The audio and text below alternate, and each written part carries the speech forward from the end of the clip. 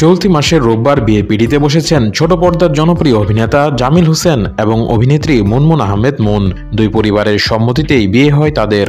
এদিকে বিয়ের পর বেশ ফুরফুরে মেজাজেই কাটছে নতুন এই দম্পতির সময়। শ্রী মুনমুনের সঙ্গে একসঙ্গে জুটি বেঁধে বেশ কিছু নাটকে কাজ করেছেন জামিল। সেখান থেকেই দুজনের পরিচয়, আর সেই পরিচয় একটা সময় গড়ায় ভালো লাগায়। মুনকে প্রেমের প্রস্তাবটা অবশ্য জামিলই দিয়েছেন। সম্প্রতি এক সাক্ষাৎকারে অভিনেতা শ্রী জানিয়েছেন সেই গল্প। অভিনেত্রী বলেন, আমরা একে অন্যকে আপনি করে বলতাম। একদিন জামিল এসে বলল, আপা চলেন প্রেম করি। প্রথমে মনে হয়েছিল না কেন, পরে অবশ্য নিজেই রাজি হয়ে গিয়েছি।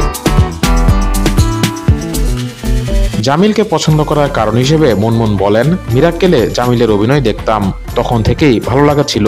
এরপর একসঙ্গে কাজ করতে গিয়েও মনে হয়েছে মানুষটা ভীষণ জেন্টলম্যান।